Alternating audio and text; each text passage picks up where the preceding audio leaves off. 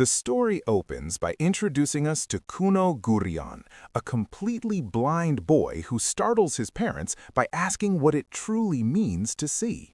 Taken aback, they listen as Kuno explains that while everyone tells him his eyes cannot see, he doesn't even grasp the concept of sight itself. His mother looks on with concern, but his father steps in, explaining that seeing is the ability to perceive colors and shapes. However, since Kuno has no concept of either, he remains just as confused. His father reminds him that his eyes bear the hero's scar, a mark left by the holy knight Hector Juglia, and that it's something extraordinary to be proud of. With no other choice, Kuno resigns himself to his fate, though he can't help but wonder why the maids always pity him simply because he is blind. One day, this all begins to change when a maid named Iko guides him through the mansion to meet his new magic tutor. Kuno doesn't understand the point of studying magic, but Iko insists it would be a waste not to, as he was born with the rare water emblem, making the ability to use magic an incredible gift. Kuno retorts that even with magic he's still helpless, unable to go anywhere without someone's aid, questioning its real benefit.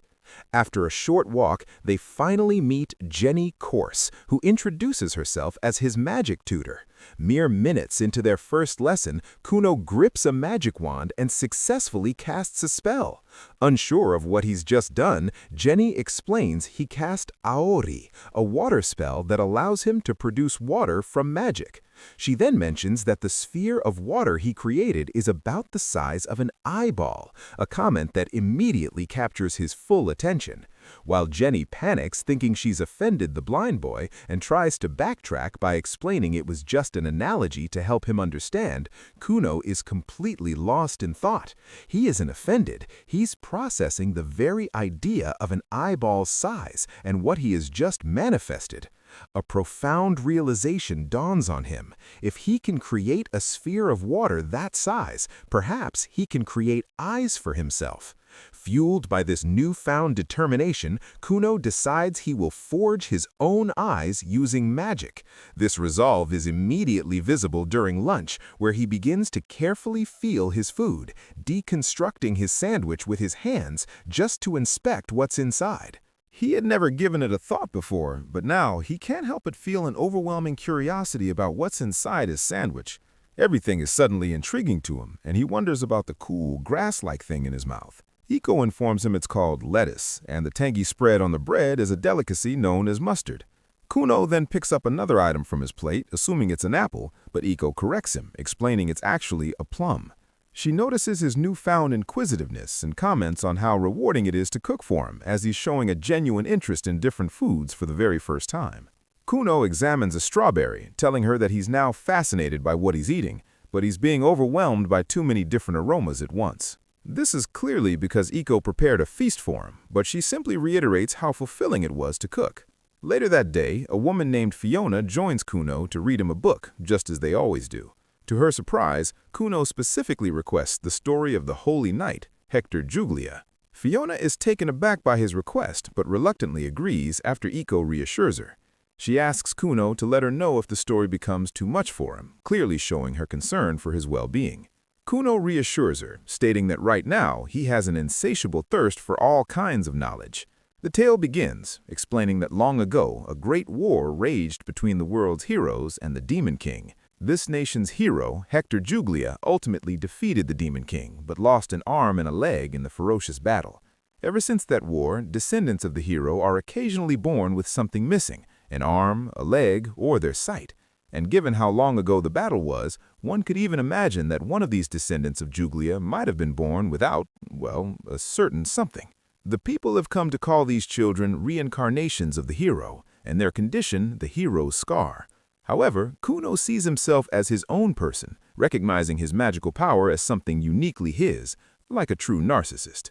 During his training, he successfully cast the Aori spell again, this time multiplying the water orbs by 4.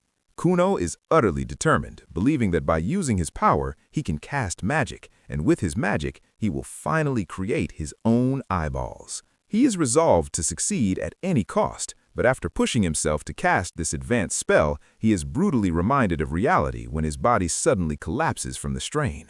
Once he recovers, he understands that he will need far more knowledge and stamina, as both are essential for powerful magic.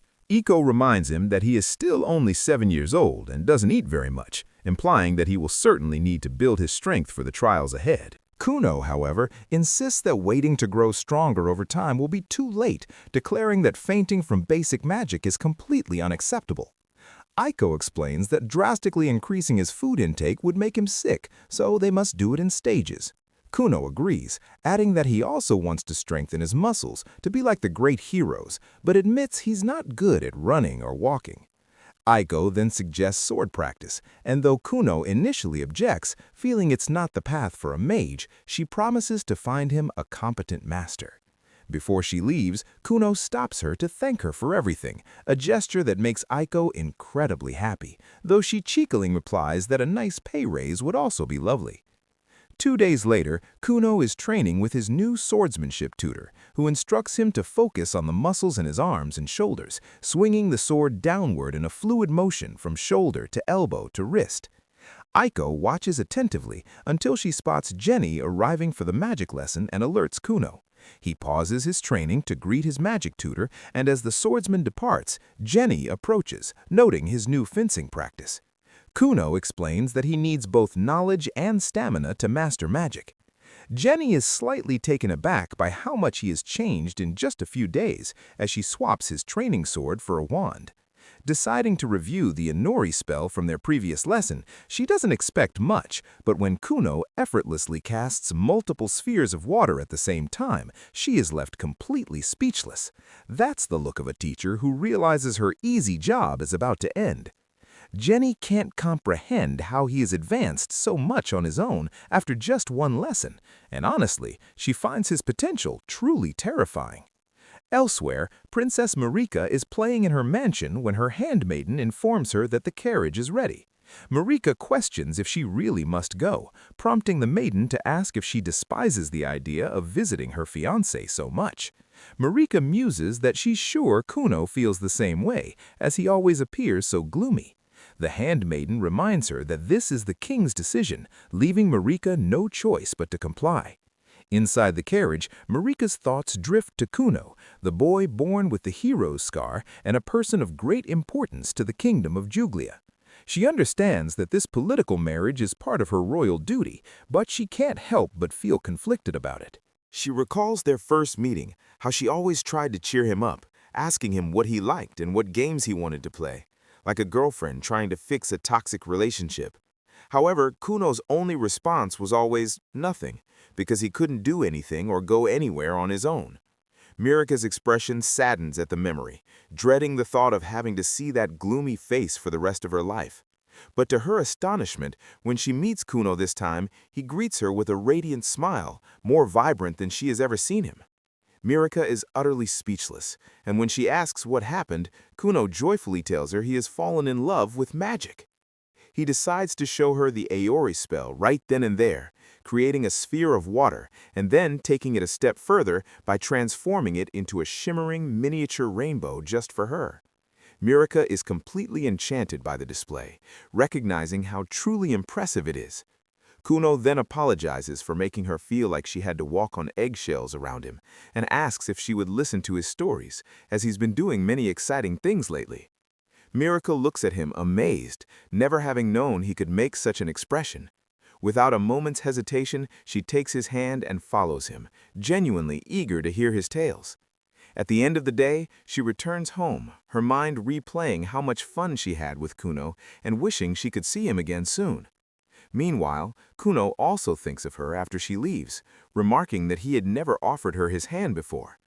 Iko tells him that's because he's a true gentleman, and Kuno suddenly feels a strong desire to learn how to properly conduct himself around America. With this new goal, he approaches Fiona, asking her to teach him to be a gentleman worthy of Princess Mirika. Fiona is delighted and agrees, telling him they will go over the composure and manners of a proper knight, but Iko interrupts, cheekily requesting that she also make him a knight with a sense of humor. Meanwhile, Jenny is in a state of utter confusion, wondering what to do after witnessing Kuno's magical capabilities. Creating 7 beautiful water spheres at the same time is something not even she can do, yet he has already completely mastered elemental magic. It seems he's learning far too quickly, and there's nothing left for her to teach him at this level. Still, Jenny considers moving on to intermediate magic, but immediately changes her mind. The other person in the room listens to her desperate ramblings and tells her to be quiet, which only makes her more flustered. Jenny tries to compose herself, muttering that this was supposed to be a quiet, well-paying job for a good long while, just teaching elemental magic to a child. While magic is convenient, it's not necessarily a path to greatness. She reasons that it's still too early for a 7-year-old like Kuno to be learning advanced magic. Despite her doubts, Jenny suddenly grabs her pen and starts writing furiously, declaring that it's too soon to give up. The person next to her, clearly annoyed by the commotion, tells her to finally be quiet. Panicked, Jenny apologizes again but continues to write, vowing that she won't quit this job because she has bills to pay. The next time she sees Kuno, she enthusiastically tells him they'll be trying something different. Kuno, putting his new gentlemanly charm into practice, replies that he will gladly accept anything she proposes, especially when spoken in her beautiful voice. Jenny notices he's changed yet again, but brushes it aside and explains that the Iori spell he's been using simply creates water. So today, they are going to deconstruct the magic involved. Kuno immediately grasps the concept, asking if that means separating the elements of water production, levitation, and maintaining its spherical shape. Jenny praises his quick understanding and adds that they can break it down even further by considering variables like temperature, viscosity, composition, color, shape, luster, scent, and taste. She explains that there can be a vast variety of water and demonstrates by creating 2 water spheres. When Kuno touches each one, he immediately notes that one is cold and the other is hot. Jenny confirms this, explaining that magical alterations give character to magic, defining and differentiating each sorcerer and their unique talents. Kuno understands that by mastering this, he can alter the fine details of his magic. The next time he casts the Iori spell, he manages to create flavored water. Aiko tastes it and mentions it's like apple, but Kuno corrects her, stating it's actually plum. Jenny nearly faints, witnessing Kuno instantly master the magical alteration she had spent all night devising. She tries to stay composed, remarking that it seems he can do anything, but when he admits that it's actually quite difficult, she is taken by surprise, a glimmer of hope rekindling within her. However, that hope is quickly extinguished when Kuno promises that he will eventually master every single alteration. That night, he lies awake in bed, holding 2 apples and pondering how he can distinguish shapes and scents, but he doesn't know what colors are. Without that knowledge, he can't create the necessary magical alterations to craft his own eyeballs. He reaffirms his resolve to succeed because he wants to see everything in this world. The next morning, Aiko asks what he'd like to drink, and he requests milk tea without the milk, essentially asking for hot water. He then casts Iori to create a sphere of hot water himself, and Aiko can't hide her astonishment at his progress. She remarks that magic is truly wonderful, especially from the perspective of someone without it, as it feels like a divine miracle. As Kuno moves the sphere of water, the moment it nears the apples on the table, he jolts up in shock. Aiko quickly catches the falling water with a teapot and asks him what's wrong, clearly concerned by his sudden reaction. After a moment of stunned silence, Kuno tells her he thinks he just saw something. Aiko immediately drops everything and asks if it's true, but Kuno struggles to explain, saying he doesn't know for sure and that technically he doesn't think he saw anything with his eyes. Aiko doesn't hesitate to pinch his cheeks, scolding that while she wanted him to be a gentleman with a sense of humor, she didn't want him to tell such tasteless jokes. Kuno tries to stop her, explaining that it felt as though he had seen colors, or rather felt them with his magic. Once she finally lets go, he picks up a green apple and asks if it's red. Aiko quickly calms down and tells him no, showing him a red one. Kuno then picks up the red apple and asks again, and Aiko gives him the correct answer, confirming that the colors and their names don't yet correspond for him because he's never seen them before. Kuno is clearly confused by this, so Aiko explains that there are idiomatic expressions involving colors. She then asks if he can tell how many apples are on the table. Kuno responds that he can distinguish 3 red apples and 2 green ones. Aiko immediately congratulates him for getting the right answer, exclaiming that this is truly like a divine miracle. Without wasting a moment, Aiko reports this development to his father, telling him that Kuno can now see colors. She clarifies that it's within a small range, but he seems to be able to recognize them now. The closer he is to an object, the clearer it is for him, and he can definitely distinguish the color when he touches them.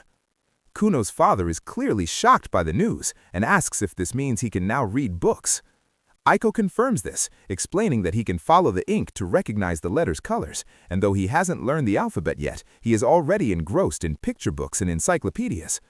Once Kuno's father processes this incredible information, he asks Kuno's mother to return to the main house. She had moved out because Kuno didn't want to be a burden, and her husband had to attend to him tirelessly, but now that could all change. However, she informs him that Kuno is trying to change so drastically that every day is a struggle, and changing his environment now might hinder him from reaching his goals, so she doesn't think it's a good idea.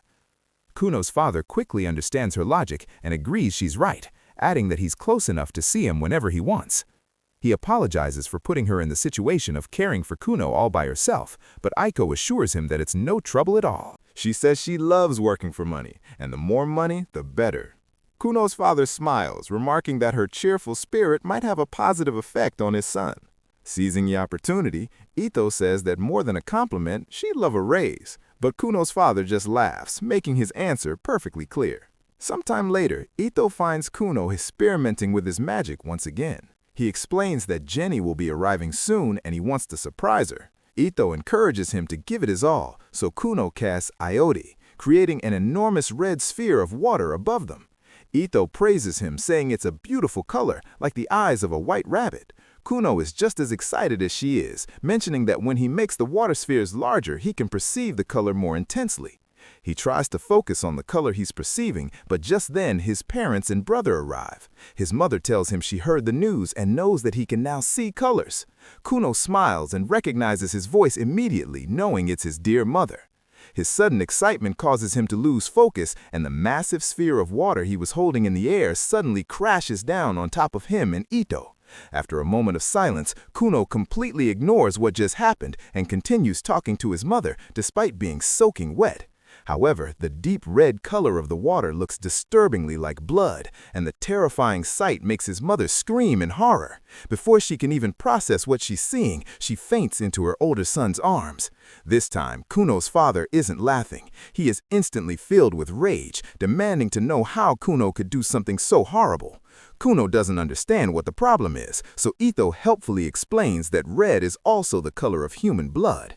Kuno's mother manages to get back on her feet, but her husband is still furious. He tells Kuno that as punishment, he will have no allowance for 2 months, and Ito's salary will be reduced for 3.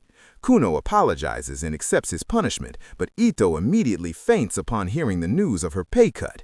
Meanwhile, Jenny observes the entire scene from a distance, confirming once again just how terrifying Kuno's potential is. It makes her wonder just how far he will go as he climbs the ranks of sorcery. For a moment, she thinks he might even be capable of obtaining the title of this world's greatest honor for a sorcerer, Cerulean. Sometime later, Kuno's father decides to speak with his firstborn son, Zio, telling him that he's thinking of sending Kuno to the school for noble children. He knows that since his birth, Kuno has barely left the mansion, and he worries he'll be afraid of strangers in the outside world. But that's precisely why he's counting on Zio to be there for him.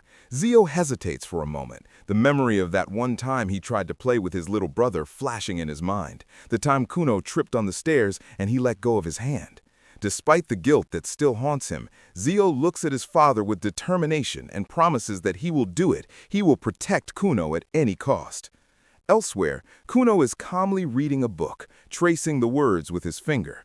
Iko asks him what he's reading, and he explains it's about hydromancy, a divination technique where one can fill a supernaturally treated container with water to predict the future or find lost items.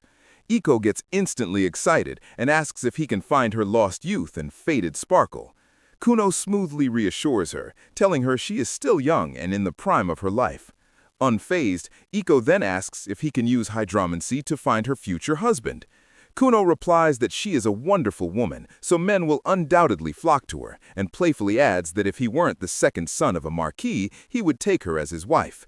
As they banter endlessly, Fiona simply watches with an awkward smile, wondering how they can be so cheerful. When their lessons begin, Kuno gives all the correct answers, but Fiona remains worried about him. She has tutored him on the manners of a noble gentleman, but Iko's idea of making him a knight with a sense of humor has left her doubting if she did the right thing. A cheerful man can be attractive, and it suits Kuno better, even if it might seem a bit shallow. Because of this, she still has reservations about what they've done. Kuno notices she's lost in thought and asks what's making her look so worried. Before she can answer, he decides to make a toast with his teacup, simply to admire her. This only confirms Fiona's suspicions that she is indeed quite shallow, but she has to admit, compared to when she first met him, he has become much more adorable. Kuno smells his tea and declares it a 12-year vintage from the New Kingdom, a brew worthy of such a beautiful woman. Iko corrects him, informing him it's actually a domestic blend from Julia, which only makes him laugh. Fiona simply observes their interactions with an uncomfortable smile, unsure of how to react. That night, Iko decides to guide Kuno back home, saying that Lord Gurion is waiting for him. A strong, cold wind makes her shiver on the way back, and she asks Kuno if he can do anything about it. So Kuno casts Iori, creating 2 spheres of warm water to keep them both comfortable. Iko hugs one of the water spheres, enjoying how warm and soft it is, saying it feels incredibly nice to the touch. Kuno explains that he encapsulated the water with a super soft, elastic membrane, though it's still just a prototype. Iko remarks that she'd love a bed made out of that, and he admits he's been thinking the same thing, on the verge of inventing the water bed. Kuno then wonders what his father could possibly want to talk to him about, fearing he's done something wrong. Iko reassures him, saying she doesn't think he's done anything to warrant a scolding, as he's clearly learned his lesson after the Sea of Blood incident. When they finally arrive at the mansion, they are greeted by the butler, Valen, and Kuno's older brother, Zio. Zio walks with him through the house and asks if he needs him to guide him by the hand. Kuno reassures him, explaining that he's fine and can now perceive his surroundings quite well thanks to his magic. Zio quickly accepts this, but as he looks at Kuno, he can't help but remember the sad expression his little brother used to wear when he couldn't move around on his own. Kuno somehow senses his gaze and asks if something is wrong, but Zio simply smiles and says he's just glad his little brother is doing well.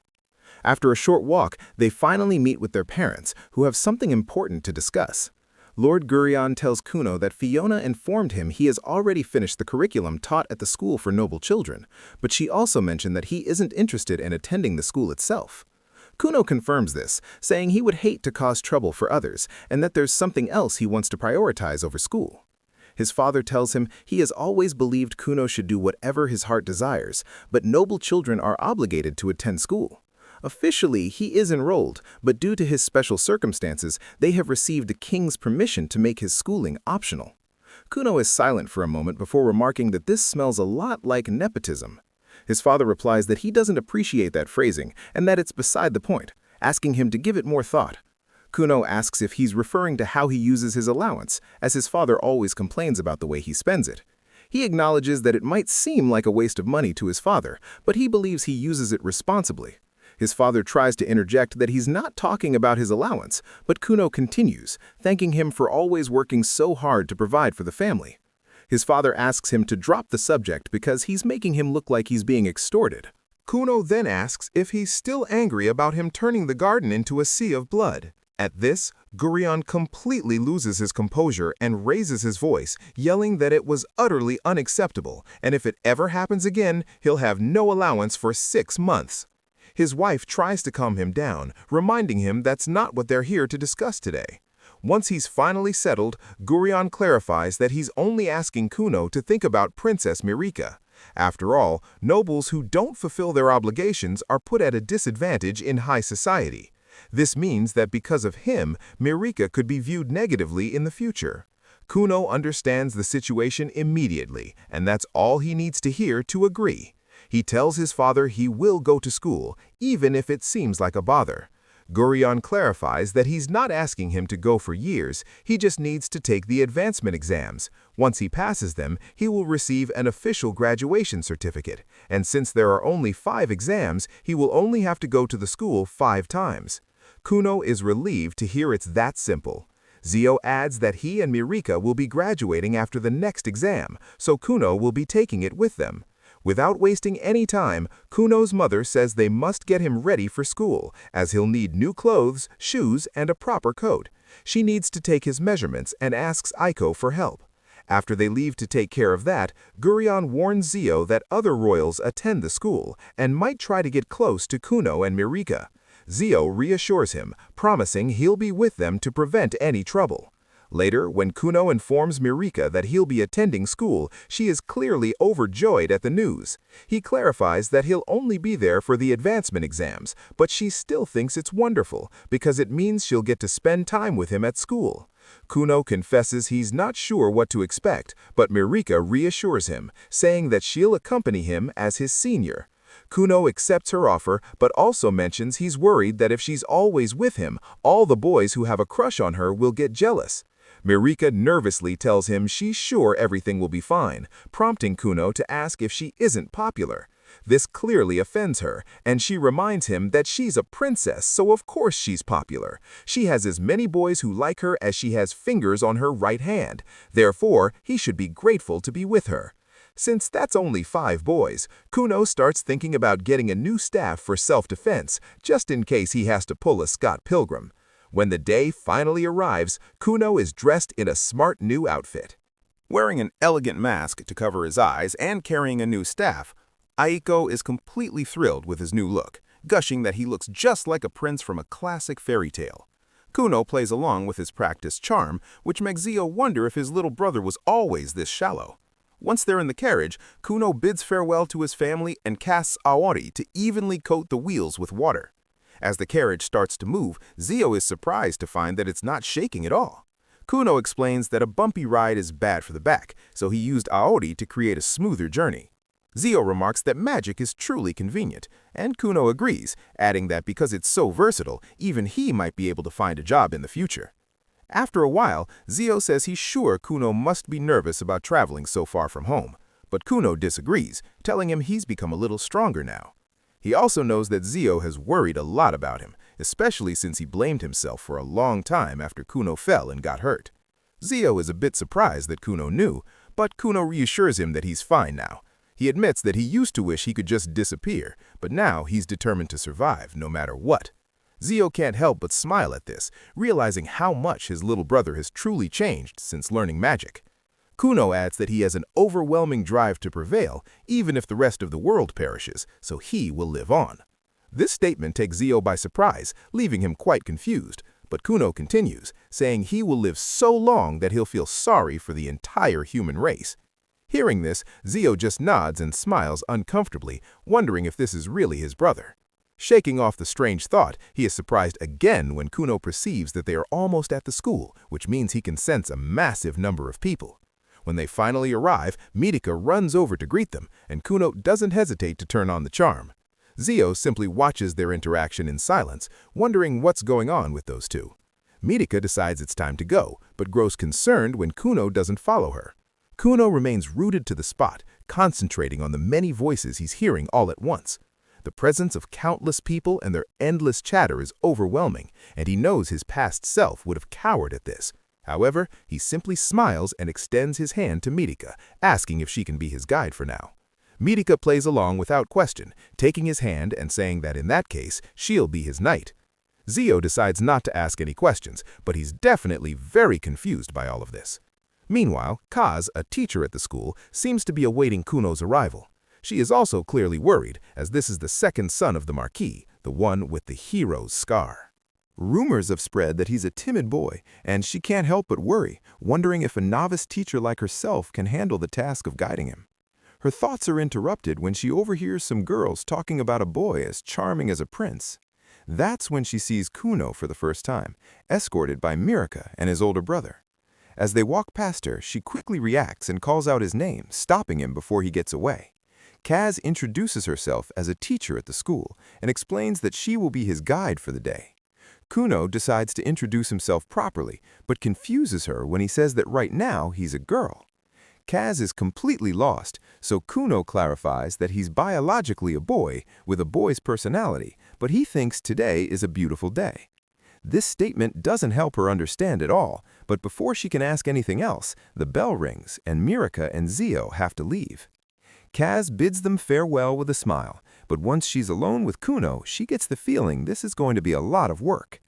As Mirika says goodbye to Kuno, a group of students watches from a classroom, commenting that he's the one with the hero's scar. One of them notes that the House of Gurion received the king's blessings for having the first hero's scar born in 100 years. Prince Lyle scowls as soon as he hears this, so his companions quickly try to backtrack, saying Kuno doesn't look like much and that the hero's scar might just be an unfounded superstition. But despite their attempts to suck up and fix the situation, when Lyle sees Mirika smiling at Kuno, he is clearly more enraged than before.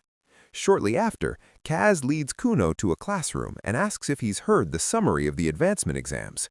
Kuno confirms, stating that if he passes 5 exams, he can receive his graduation certificate. Kaz explains that normally there's a period of time to prepare for the next exam after taking one, but as an exception, his exams will be held over a shorter period, as she has received orders from his father and the king to do so. Kuno stops her and with a serious expression tells her that his father and the king are very close friends, so this is clearly nepotism, and he wants to apologize for the school being pressured into doing this. Kaz clearly wasn't expecting that, so she just says she'll pretend she didn't hear anything. However, Kuno continues, saying he's heard that these things happen all the time in high society. Kaz says nothing and places the exam sheets on his desk, telling him he's free to let her know when he's ready. Kuno continues, saying that his father and the king are thick as thieves. Kaz nervously tries to ignore his comments and asks him not to involve her in a political mess. Kuno keeps insisting, explaining that the relationship goes back to the previous generation, but Kaz immediately cuts him off and tells him to start the exam. Later, Kaz joins the other teachers to review his answers. She never expected Kuno to be chatting throughout the entire exam and was sure he would fail because of it. But to her astonishment, he got everything right in every subject, which makes absolutely no sense to her. Meanwhile, Kuno starts to feel hungry, so he decides to head to the cafeteria with Mirika. However, they suddenly run into Prince Lyle and his companions, and Mirika almost instantly shrinks in place. Everyone nearby falls silent, and the atmosphere quickly fills with tension, making Kuno wonder what's going on. Lyle scoffs at Kuno, asking if a brat like him really received his father's blessings. Mirika tries to defend Kuno from her older brother, but Lyle tells her to stay out of it. Kuno grips his staff tightly and tells Lyle he doesn't care who he is, but if he bothers Mirika and gets in his way, he won't be able to ignore it. His threat is suddenly interrupted by Zio, who steps between them and nervously asks Lyle if he wants something with his little brother. Lyle is clearly not happy with the intervention and complains about how disrespectful Zio is, as he hasn't given him permission to speak. Zio hesitates nervously, unable to believe that his little brother and Mirika were accosted by royalty on their very first day. He doesn't understand anything and clearly doesn't know what to do, but Kuno decides to act first. He silently casts Iori, and with his magic, he gathers all the water he can find in the cafeteria without anyone noticing. He then uses it to soak Lyle's pants. Zio nervously reminds Lyle that at school, status is not supposed to matter, so they should just smooth things over. Lyle clearly disagrees, but Kuno interrupts them, announcing that the little prince has wet himself. Only then does Lyle look down and see his soaked trousers. Everyone starts to murmur. Lyle is instantly embarrassed and tries to deny it, not understanding what just happened. On the other hand, Zio already has an idea of what occurred and knows Kuno is involved. Feeling exposed and humiliated, Lyle decides to run off and his companions follow him. Kuno simply smiles victoriously, saying that now there are no more nuisances. He easily brushes the matter aside to talk about what he's going to eat for lunch, mentioning that he's craving a hamburger. Zio immediately stops him to address the obvious problem, asking if he was the one who did that to the prince. Kuno completely ignores the question with a smile and asks Mirika what she's going to eat. Zio knows it's better not to question him, so he decides to just sit down and have lunch with them.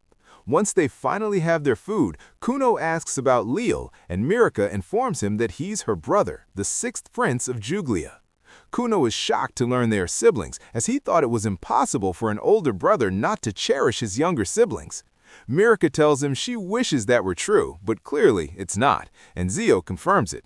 Kuno then tells Zio he's glad that he is his older brother, and once again, Zio realizes just how much his little brother has truly changed.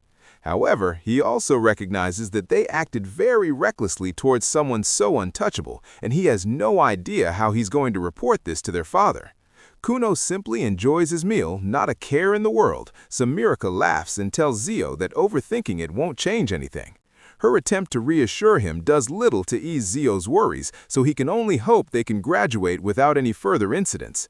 Everyone in school has to act scared of Prince Lyle's power, but this just annoys him, and he even silences a teacher who tries to correct him, leaving the professor sighing in defeat. In the dining hall, Kunon wants to know more about the obnoxious prince and why he's so aggressive. Marika explains the real reason is herself. Initially, Lyle was the 6th prince, while she was the 9th princess, making her vastly inferior in status.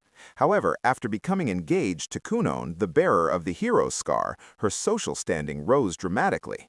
Now that Kunon has made his official debut in high society, their combined status will only continue to climb, which is why Lyle is so angry with them. After the incident, Kunon wants to apologize to the prince, but his brother and Marika forbid it. The next day, Kunon continues practicing his water magic for Genie, with the goal of changing the properties of water. He succeeds in creating ice by lowering the water's temperature to its absolute minimum. Told to touch various things to understand their feel, he curiously touches a horse, much to Iko's confusion. Marika still runs out to greet him on what will be his final day of exams at the school.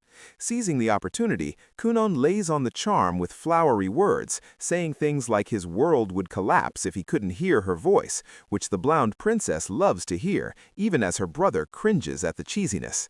For the final test, Genie requires him to work with the other students. Kunon is initially excited, but then feigns sadness that he won't be alone with his teacher anymore. While taking the test, he casually asks about Genie's personal life, like why she became a teacher, and surprisingly, she tells him everything. Soon after, his classmates approach, wanting to get to know the princess's fiancé. Seeing their sincerity, Kunon confidently introduces himself, showing off the gentlemanly charm he's been taught at home, and feels a sense of relief as he easily connects with them. He's relieved to know his fiancée, Marika, and her brother have friends, as he had mistakenly thought they were lonely. In reality, Marika had asked everyone to give them space so Kunon could enjoy his rare school experience without being treated like an outcast. Understanding this, Kunon immediately turns to flirt with the princess right in front of their new friends, but his over-the-top compliments quickly make everyone else feel awkward. Just as the exam is about to start, Prince Lyle's group is still lingering outside, with his friends urging him to hurry into class before they get into trouble. The bell rings, and as Marika prepares to sit, Lyle approaches, clearly looking to start something, which makes the entire class nervous. Whispers fill the room, even among the maids, about how Lyle's terrible attitude couldn't be fixed even by royal training. These very comments are what wound the prince, causing him to put up a tough facade to hide his deep-seated loneliness. Just as Lyle is stewing in his anger towards everyone, Kunon suddenly grabs his hand, cheerfully introducing himself as the princess's fiancé. The entire room is stunned by this bold move. While Kunon happily explains he didn't get a proper chance to greet him before, a shocked Lyle tries desperately to pull away, but our hero holds on tight, even calling him his future brother-in-law. This overwhelming friendliness completely disarms Lyle, melting his anger away. Though blind, Kunon's sense of touch is incredibly sharp, and after feeling Lyle's hand, he assesses that the prince feels very masculine and must be handsome, admitting he'd probably stare if he could see. Unexpectedly complimented by another guy, Lyle can't help but feel pleased, but he still has to ask his sister to pull this annoying weirdo off him. Seeing her brother flustered for the first time, Marika bursts out laughing, followed by the entire class. The embarrassed prince finally relents and begs Kunon to let go, an incident that is sure to become the talk of the school. Iko, who had initially feared a fight, is relieved to see they've somehow become friends. Later that afternoon, the exam results are posted. Jeannie draws a flower and congratulates them all on successfully passing their graduation exam. The happy couple celebrates their success, and Kunon thanks everyone for the wonderful time, having won over his new friends despite his eccentricities. Even Prince Lyle can't help but smile as he reconsiders his opinion of the boy. A few days later, Jeannie continues Kunon's training, only to find his control over water magic has reached absolute perfection. He can effortlessly accomplish any task she sets, from splitting a water sphere and changing its color to altering its very texture. He then takes it a step further, creating a stunningly lifelike bird out of water, a feat so advanced that Jeannie collapses in shock, realizing she has absolutely nothing left to teach him. During tea, she tries to bring this up, but Kunon misunderstands, thinking she wants an invitation to his graduation party. When she insists on revealing a secret, he playfully pushes Iliko aside to listen, joking about whether Jeannie is a goddess of the night sky about to return to her divine realm. With a sad smile, Jeannie confesses the truth. She ran out of things to teach him long ago. He's simply too brilliant and learns too fast, and she believes he will soon surpass her in every way.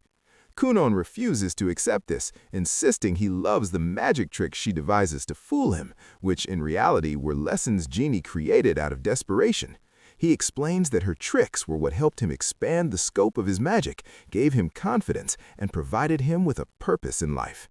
Jeannie can't help but laugh, unsure whether to be insulted or flattered that he calls her incredibly useful, hard-won techniques mere tricks, especially since she had to rack her brain and test them countless times just to keep up with his genius.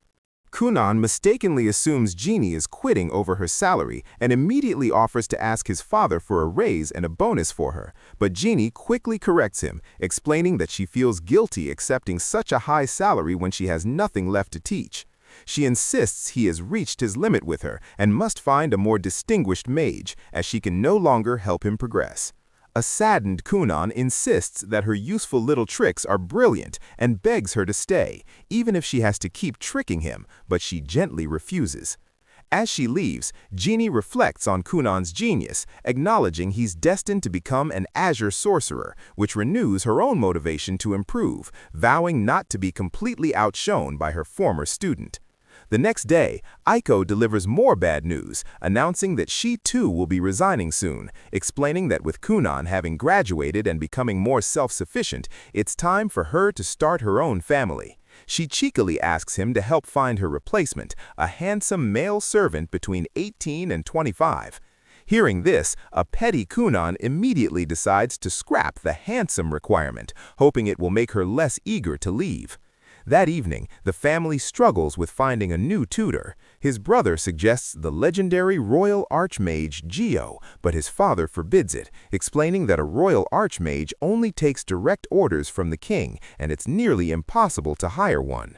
When Kunon naively suggests his father can just ask, since he's friends with the king, a simplistic view his father correctly blames on Iko, his ideas are shot down. However, after seeing his mother's pleading face, his father relents and agrees to try.